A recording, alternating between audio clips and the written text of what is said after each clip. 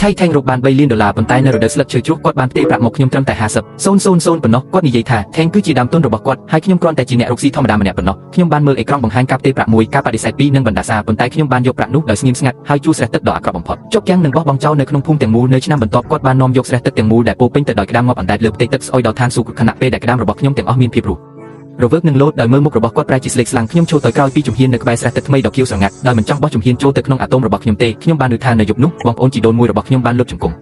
់គាត់បានចំណាយពេលពេញមួយយប់លេងក្នុងភពហើយនៅតែមិនអាចយល់បានថាហេតុអ្វីបានជាក្តាមរបស់ខ្ញុំលូតលាស់បានល្អខ្ញុំកំពុងកត់ត្រាទិន្នន័យនិងទស្សនវិជ្ជានៅក្នុងស្រះមុននេះនៅពេលដែលរថយន្ត Mercedes ថ្មីស្រឡាំងមួយបានឈប់នៅក្បែរសាលកាន់នេះសម្រាប់ឆ្នាំនេះរួចរាល់ហើយភាគលាភត្រូវបានបងខ្ញុំបានផ្ទេរវាទៅអ្នកហើយក៏ខ្ញុំបានសម្លឹងមើលលុយ50,000យន្តនៅលើអេក្រង់ដោយមិននិយាយអ្វីទាំងអស់ដោយចិត្តខ្ញុំលោតញាប់ជាមួយនឹងការកញ្ញាអស់រយៈពេលជាង3ឆ្នាំនិង1000ថ្ងៃ1000យប់ខ្ញុំបានគ្រប់គ្រងអ្នកខ្ញុំដឹងថាការប្រមូលផលឆ្នាំនេះល្អណាស់បងតបពីការប្រាក់ចំណេញពីសាលធំនិងវត្តអារាមប្រាក់ចំណេញសុទ្ធគឺជិត3 លានយន្តយ៉ាងណាក៏ដោយគាត់បានផ្ទេរប្រាក់ត្រឹមតែ50,000យន្តមកខ្ញុំប៉ុណ្ណោះចំណេញពីទីធ្លាឆ្នាំនេះល្អណាស់គាត់បានផ្ទេរស្ទើរតែយកលុយ50,000យន្តនេះត្រឡប់ទៅក្រុងវ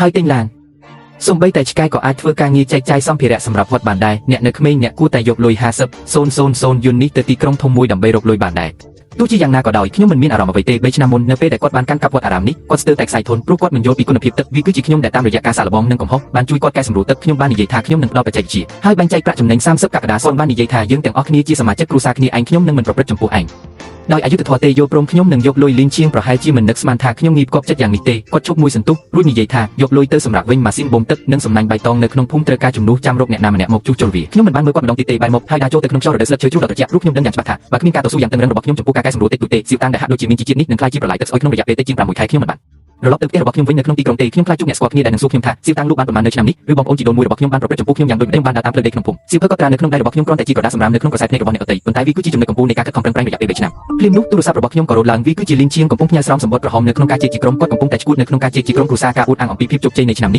េះបានតាក់ទាញសាច់ញាតិមួយក្រុមឲ្យមកសរសើរខ្ញុំដូច្នេះខ្ញុំបានបិទទូរស័ព្ទហើយដើរទៅកាន់ចំណុចទីបំផុតនៅក្នុងភូមិនៅទីនោះខ្ញុំបានរកឃើញស្រះទឹកខ្មៅដែលនៅត្រឹងមួយដែលពោពេញទៅដោយសារ៉ាយពណ៌ខៀវជានិច្ចនិងមានក្លិនស្អុយដោយសារតែទីតាំងទីរបស់វានៅតែនៅត្រឹងអស់រយៈពេលជាច្រើនឆ្នាំសូម្បីតែឆ្កែវង្វេងនៅក្នុងភូមិក៏គេចវាដែរខ្ញុំឈរនៅលើ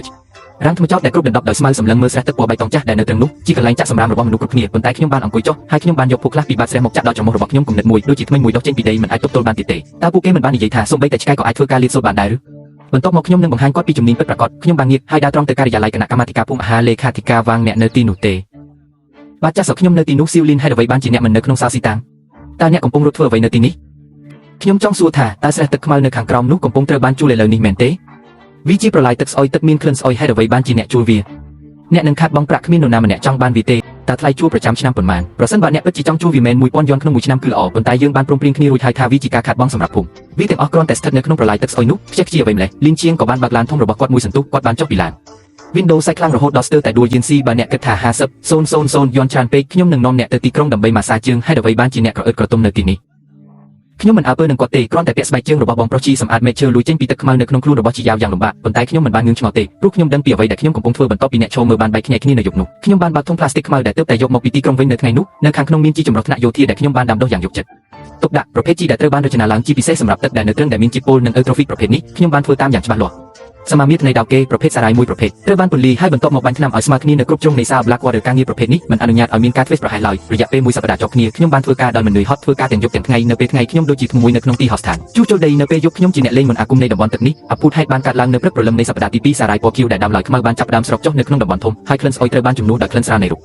្ខជាតិទឹកនិងភពទឹកបានคล้ายទៅជាថ្លាបន្តិចម្ដងហើយពន្លឺព្រះអាទិត្យទីបំផុតអាចជ្រាបចូលទៅក្នុងទឹកនិងទៅដល់បាតសាលខ្ញុំបានវាយខណៈពេលដែលក្តៅហើយបន្ថែម Avex chinensis ដែលបានជ្រើសរើសយ៉ាងប្រុងប្រយ័ត្នកន្លះខែក្រោយមកស្រះទឹកខ្មៅទាំងមូលបានប្រែក្លាយទៅជារុក្ខជាតិក្នុងទឹកដ៏ខៀវស្រងាត់និងថ្លាឆ្វេងពេលខ្ញុំហៀបនឹងសាប់ព្រោះសំណាបទូរស័ព្ទរបស់ខ្ញុំក៏រត់ឡើងវាជាលេនខៀវអាហារមានរឿងអ្វីខ្ញុំទើបតែរកឃើញបរិសុទ្ធចំណាស់មួយចំនួននៅក្នុងទីក្រុងប្រាក់ខែ80យួនក្នុងមួយថ្ងៃដើម្បីសាប់ព្រោះសំណាបសម្រាប់ខ្ញុំអ្នកអាចលេងជាមួយភពរបស់អ្នកសម្រាប់ពេលនេះខ្ញុំនឹងឲ្យក្តាមពីក្បាលដល់អ្នកក្នុងអំឡុងពេលឆ្នាំថ្មីយកព្រមខ្ញុំដាក់ទូរស័ព្ទចុះមុខរបស់ខ្ញុំស្ងប់ស្ងាត់ដូចបឹងនៅពីមុខខ្ញុំលេងថេងដែលរស់នៅក្នុងជីវិតប្រណីតនៅក្នុងទីក្រុងមិនបានដឹងពីភាពខុសខើនៃមហិច្ឆតាធម្មជាតិនោះទេខ្ញុំបានដើរទៅកែមស្រះហើយបើកប្រអប់ស្នោដែលគ្រប់គ្រងសីតុណ្ហភាពចុងក្រោយមួយចំនួនសម្លឹងមើលសត្វតូចដ៏ឆ្ងាញ់ទាំងនេះធ្លាក់ចូលទៅក្នុងរូបខ្ជិះក្នុងទឹកថ្លាខ្ញុំបានលើកសៀវភៅកត់ត្រារបស់ខ្ញុំហើយបើកទំព័រសៀវភៅកត់ត្រារបស់ខ្ញុំបានកែសម្រួលសីតុណ្ហភាពទឹកនិងបរិមាណទឹកសម្រាប់ថ្ងៃនោះដោយរីករាយបន្ទាប់ពីលាបចុងក្រោយវាជិតភ្លឺហើយខ្ញុំបានដើរត្រឡប់ទៅផ្ទះវិញដោយមានអារម្មណ៍ឆ្លុះបញ្ចាំងយ៉ាងជ្រាលជ្រៅពេលដែលខ្ញុំចូលកាន់កាប់ស្រះដែលគេបោះបង់ចោលនេះគឺមានអារម្មណ៍ភ្លាមប៉ុន្តែឥឡូវនេះសម្ពាធដ៏ធំធេងបានហូរមកលើខ្ញុំប្រាក់សន្សំទាំងអស់របស់ខ្ញុំត្រូវបានចាក់ចូលរាល់យប់ខ្ញុំបានកែសម្រួលប្រព័ន្ធអេកូឡូស៊ីដោយប្រុងប្រយ័ត្នស្រះនេះប្រៀបដូចជារណ្ដៅជ្រៅមួយលេបឈាមជីវិតរបស់ខ្ញុំដឹងថាខ្ញុំមិនអាចបរាជ័យបានទេខ្ញុំត្រូវតែទទួលបានជោគជ័យមិនត្រឹមតែដើម្បីរកប្រាក់បានប៉ុណ្ណោះទេប៉ុន្តែត្រូវបញ្ជាក់ខ្លួនឯងផងដែរខ្ញុំត្រឡប់មកផ្ទះវិញខ្ញុំបានបើកទ្វារដើម្បីទទួលក្លិនក្រអូបនៃអាហារឪពុកម្ដាយរបស់ខ្ញុំ ខ្ញុំនឹងគូដណ្ដឹងរបស់ខ្ញុំស៊ីវយ៉ាកំពុងអង្គុយនៅតុច្បាស់ជារងចាំខ្ញុំពួកគេបានកំដៅអាហារ2ដងរួចហើយមានកិច្ចការមួយចំនួនដែលត្រូវបញ្ចប់នៅក្នុងផ្ទះបាយទៅលាងដៃហើយញ៉ាំអាហារហេតុអ្វីបានជាអ្នកមើលទៅស្លេកស្លាំងម្ល៉េះតើអ្នកហត់នឿយទេវាគ្មានអ្វីទេគ្រាន់តែមកពីនៅយប់ជ្រៅបរិយាកាសនៅតែមានភាពស្រពេចស្រពិលបន្តិចម៉ាក់របស់ខ្ញុំបានបន្ថែមអាហារមួយខាំទៀតទៅក្នុងចានរបស់ខ្ញុំយៀនស៊ីតើខេងស៊ីពិតជាបានឲ្យលុយអ្នកប៉ុន្មាននៅឆ្នាំនេះសំណួរនេះចាក់ទម្លុះបេះដូងខ្ញុំដូចបញ្ចូលឪពុករបស់ខ្ញុំនិងស៊ីវយ៉ាក៏ឈប់ញ៉ាំអាហារហើយមើលមកខ្ញុំដាក់ចានចុះយកទូរស័ព្ទចេញហើយឃើញថាលោកម៉ាក់នេះជាលុយ50,000ហេតុអ្វីបានជាមានតែ50,000នៅក្នុងភូមិពាក្យចាមអារាមកំពុងរីករាលដាលថាឈៀងសេរកចំណូលបានជិត3លាននៅឆ្នាំនេះវាមើលទៅគួរឲ្យចាប់អារម្មណ៍ប៉ុន្តែការខាត់បងគឺខ្ពស់ហើយពួកគេកំពុងពង្រីកខ្លួននៅឆ្នាំក្រោយលុយត្រូវការគ្រប់ទីកន្លែងទឹកគឺជាដើមទុនរបស់ពួកគេនិងជាហានិភ័យដែលពួកគេទ្រាំទ្រពួកគេពិតជាមិនអាចឈ្នះអ្វីបានទេខ្ញុំគ្រាន់តែជួយចែកចាយគ្រឿងផ្សំប៉ុណ្ណោះការទទួលបាន50,000គឺល្អណាស់រួចទៅហើយឪពុករបស់ខ្ញុំបានបដិសេធការបញ្ចូលដែលបានរៀបចំរបស់គាត់មិនបាននិយាយអ្វីទេគ្រាន់តែស្ដាប់ការទូទារបស់កុមារភាពរបស់ខ្ញុំជាសម្លឹងមើលខ្ញុំដែលគិតថាវាជារឿងចោលល្មមមានតែរបស់ខ្ញុំទេដែលមើលទៅក៏ចិត្តនឹងមិនជឿមិនអាចទៅរួចទេប្រសិនបើអ្នកមិនបាននៅទីនោះមើលវាពេញមួយយប់ទេសុបនោះនឹងរលួយជាយូរមកហើយលេងយូរតើអ្នកកំពុងត្រូវបានខេងសិធ្វើបាបមែនទេម៉ាក់កុំនិយាយរឿងមិនសមហេតុផលអីជាងស៊ីជាបងប្អូនជីដូនមួយរបស់ខ្ញុំគាត់មិនបោកប្រាស់ខ្ញុំទេមែនទេវាជាសិទ្ធិរបស់គាត់ក្នុងការទទួលបានចំណែកធំយើងត្រូវតែមានហេតុផលដងខ្ញុំហូរឈាមពេលខ្ញុំនិយាយពាក្យទាំងនេះរាល់ពាក្យគឺជាការក្បត់នៃកំហុសរបស់ខ្ញុំក្នុងរយៈពេល3ឆ្នាំកន្លងមកប៉ុន្តែខ្ញុំត្រូវតែនិយាយវាខ្ញុំមិនអាចឲ្យពួកគេដឹងថាខ្ញុំបានបែកបាក់ជាមួយលីងឈៀងហើយខ្ញុំមិនអាចឲ្យពួកគេដឹងថាខ្ញុំបានកាន់កាប់អាជីវកម្មស៊ុបទឹកស្អុយបំផុតនៅក្នុងភូមិទាំងមូលនោះទេខ្ញុំមិនចង់ឲ្យពួកគេរស់នៅក្នុងការភ័យខ្លាចដោយសារតែខ្ញុំទេម្ដាយរបស់ខ្ញុំចង់និយាយអ្វីមួយប៉ុន្តែឪពុករបស់ខ្ញុំបានរំខាននាងមិនអីទេតោះញ៉ាំអាហារកូនប្រុសកូនដឹងថាកូនកំពុងធ្វើអ្វីនៅយប់នោះខ្ញុំដេកលើគ្រែស៊ីវយ៉ាអបខ្ញុំពីក្រោយយានថ្ងៃនេះមានអ្វីមួយខុសប្រក្រតីកូនប្រហែលជាកំពុងលាក់បាំងអ្វីមួយវាអាចជាអ្វីគ្រាន់តែខ្យល់បក់ខ្លាំងនៅពេលយប់ហើយម៉ាក់ជិះក្បាលពិតជាមែនគេងទៅថ្ងៃស្អែកម៉ាក់នឹងនាំកូនទៅក្រុងមនុស្សនៅក្នុងដៃរបស់ខ្ញុំបានស្ងប់ស្ងាត់ចុះប៉ុន្តែខ្ញុំមិនអាចគេងលក់តតែសោះខ្ញុំសម្លឹងមើលពីដានដែលមានស្នាមប្រឡាក់ចិត្តរបស់ខ្ញុំពោពេញទៅដោយអាជីវកម្មស៊ុបទឹកខ្មៅដែលនៅត្រឹងនោះដែលកំពុងឆ្លងកាត់ការផ្លាស់ប្ដូរយ៉ាងខ្លាំងវាគឺជាក្តីសង្ឃឹមនិងជាផ្លូវចេញតែមួយគត់របស់ខ្ញុំពីរបីថ្ងៃបន្ទាប់គឺជាពេលវេលាដ៏មានញឹកបំផុតនៃឆ្នាំនៅក្នុងភូមិគ្រួសារនីមួយកំពុងកញ្ញាការប្រមូលផលឆ្នាំនេះនិងរៀបចំសម្រាប់ជ្រូកសម្រាប់ឆ្នាំខ្ញុំក៏ធ្វើពុតជាមិនខ្វល់ខ្វាយចំណាយពេលជាមួយឪពុកម្ដាយនិងឆេវគ្រាន់តែដើរទិញអីវ៉ាន់សម្រាប់ឆ្នាំថ្មីដូចជាគ្មានអ្វីកើតឡើងប៉ុន្តែមានរឿងមួយដែលកំពុងគិតក្នុងចិត្តខ្ញុំគុណភាពទឹកនៃស្រះនោះរបាយការណ៍តេស្តគុណភាពទឹកបានមកដល់3ថ្ងៃបន្ទាប់ពីខ្ញុំបានពិនិត្យវាលោកលេងដំណឹងល្អទិន្នន័យគំរូទឹករបស់អ្នកចេញហើយជាតិអាស៊ីតបានធ្លាក់ចុះក្រោមកម្រិតសុវត្ថិភាពប្រព័ន្ធអុកស៊ីសែនខ្ពស់ហើយវដ្តអេកូឡូស៊ីនៃស្រះនោះត្រូវបានបង្កើតឡើងទាំងស្រុងខ្ញុំនៅជាមួយឆេវយ៉ានៅពេលដែលខ្ញុំទទួលបានការហៅទូរស័ព្ទខ្ញុំស្ទើរតែក្រឡាប់តូបខ្ញុំបានបន្ថយសំឡេងរបស់ខ្ញុំហើយដើរទៅជ្រុងផ្លូវអស្ចារ្យណាស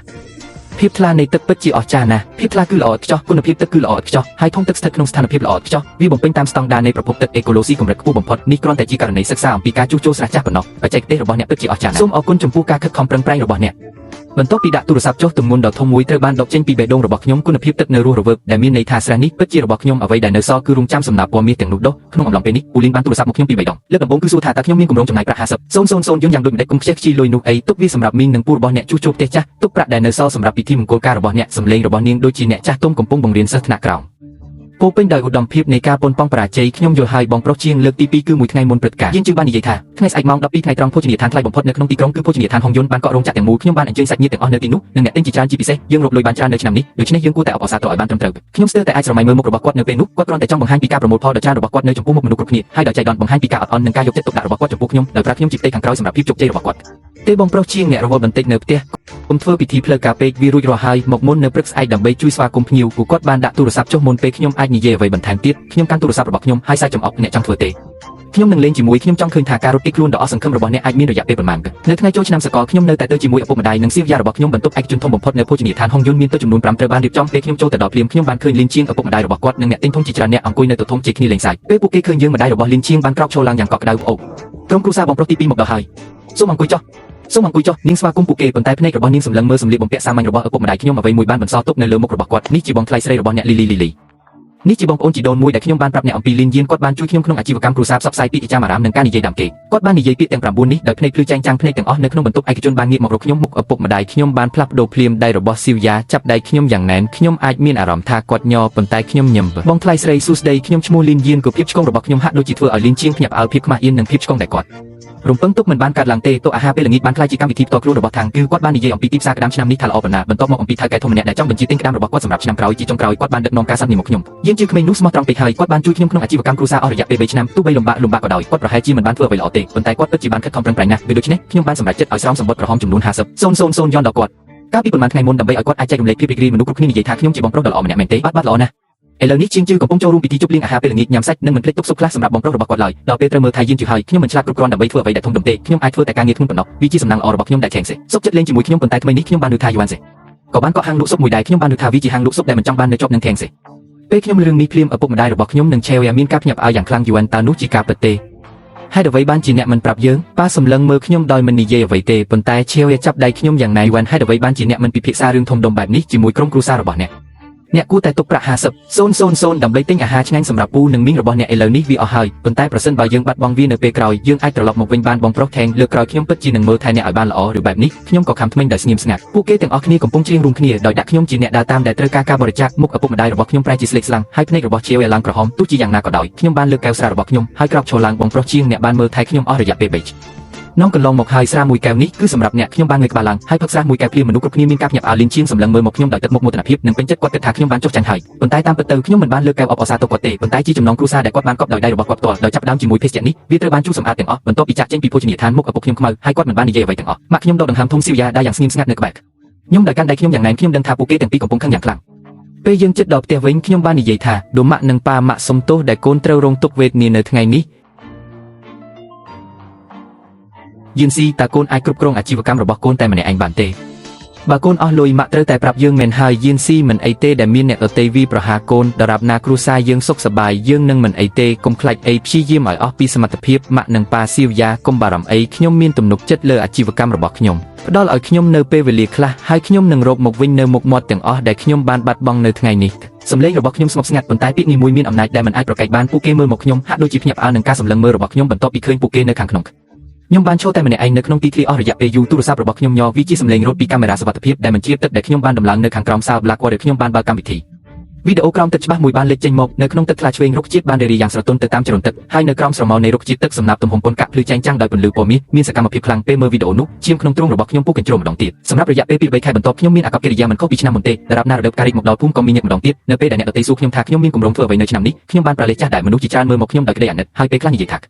ខ្ញុំបានកក់សោទឹកស្លាប់នោះរឿងកំប្លែងគឺថាទោះបីជាមនុស្សនៅខាងទៀតនៃជញ្ជាំងបលម៉ាណូមានចរិតមិនល្អក៏ដោយយ៉ាងហោចណាស់គាត់បានបងប្រាក់ឲ្យខ្ញុំឲ្យសប្បាយចិត្តហើយអ្វីបានជាអ្នកញ៉ៃញ៉ៃជាមួយរណ្ដៅស្អុយនោះមែនហើយវាមិនងាយស្រួលសម្រាប់យកយ៉ាងឆេឥឡូវនេះទេហើយវាប្រសើរជាងក្នុងការពឹងផ្អែកលើអ្នកដទៃជាងបោះកាំភ្លើងចូលទៅក្នុងទឹកដោយខ្លួនឯងខ្ញុំបានឲ្យពាក្យទាំងនេះចូលទៅក្នុងត្រចៀកម្ខាងហើយចេញត្រចៀកម្ខាងទៀតខ្ញុំដឹងថាពួកគេមិនមានន័យអាក្រក់អ្វីទេពួកគេគ្រាន់តែឃើញផ្ទៃខាងលើភាពរុងរឿងនៃជំរកដែលបានពង្រីកដែលសាងសង់ដោយជញ្ជាំងព្រៃនៅឆ្នាំនេះនិងការបំផ្លិចបំផ្លាញគ្រួសាររបស់ខ្ញុំគ្មាននរណាម្នាក់ដឹងថានៅក្រោមផ្ទៃទឹកស្ងប់ស្ងាត់នោះចរន្តទឹកហូរច្របូកច្របល់កំពុងហូរខ្លាំងរួចទៅហើយគ្មាននរណាម្នាក់ដឹងថាខ្ញុំកំពុងរំចាំឱកាសនោះទេឱកាសគ្រប់គ្រាន់ដើម្បីផ្ដួលរំលំការសង្ស័យទាំងអស់មិនយូរប៉ុន្មានស្ថានីយ៍អាកាសធាតុបានចេញការព្រមានសីតុណ្ហភាពខ្ពស់ពណ៌ទឹកក្រូចជាបន្តផ្ដាំខ្លាចសីតុណ្ហភាពខ្ពស់បំផុតខ្ញុំដឹងថាឱកាសបានមកដល់ហើយខ្ញុំឆ្ងល់ថាតើបច្ចេកវិទ្យាគុណភាពទឹករបស់ខ្ញុំនឹងជញ្ជាំងព្រៃឈើនឹងទប់ទល់នឹងរលកកម្ដៅនេះយ៉ាងដូចម្តេចបន្ទាប់មកខ្ញុំបានបិទទូរទស្សន៍ហើយនិយាយទៅកាន់ឪពុកម្ដាយរបស់ខ្ញុំថាលោកម៉ាក់និងប៉ាថ្ងៃស្អែកខ្ញុំនឹងផ្លាស់ទៅជំរកក្បែរសាលធំខ្ញុំប្រហែលជាមិនអាចត្រឡប់មកផ្ទះវិញបានមួយរយៈទេនៅថ្ងៃបន្ទាប់ខ្ញុំបាន